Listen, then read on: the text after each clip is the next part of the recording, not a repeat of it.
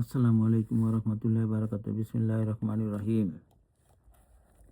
আবু হুরায়রা রাদিয়াল্লাহু আনহু থেকে বর্ণিত, তিনি বলেন, রাসূলুল্লাহ সাল্লাল্লাহু আলাইহি ওয়াসাল্লাম বলেছেন, যে ব্যক্তি তার হালাল রোজগার থেকে একটি খেজুরের মূল্য পরিমাণ দান করে, বলা বাহুল্য আল্লাহ পাক হালাল বস্তু ছাড়া কিছু গ্রহণ করেন না, তবে আল্লাহ তার কুদরতি ডান হাতে গ্রহণ করেন, অতঃপর তাকে দানকারীর জন্য বৃদ্ধি করতে থাকেন, যেরূপ তোমাদের কেউ তার অশ্বশাবক লালন পালন করতে থাকে।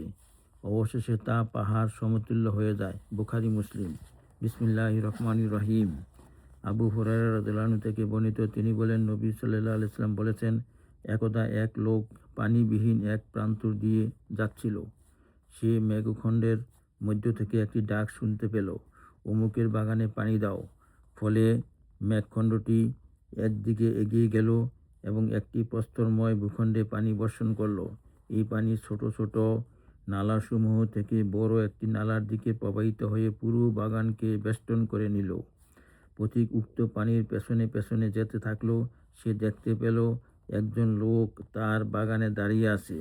সে তার বেলচা দিয়ে এদিক সেদিক পানি ছিটিয়ে দিচ্ছে। পথিক তাকে জিজ্ঞেস করলো, হে আল্লাহর বান্দা, আপনার নাম কি? সে বলল, আমার নাম অমুক। অর্থাৎ সে ওই নামই বলল যা পথিক মেঘখণ্ড থেকে শুনতে পেয়েছিল।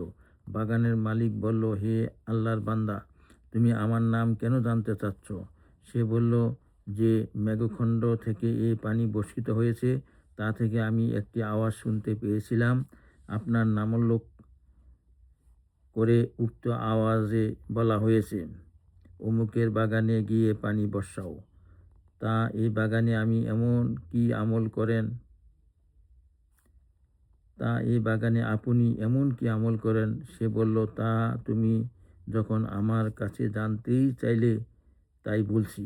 এই বাগানে যা কিছু উৎপন্ন হয় আমি তার তত্ত্বাবধান করি। উৎপাদিত ফসলের 1/3 দান করি।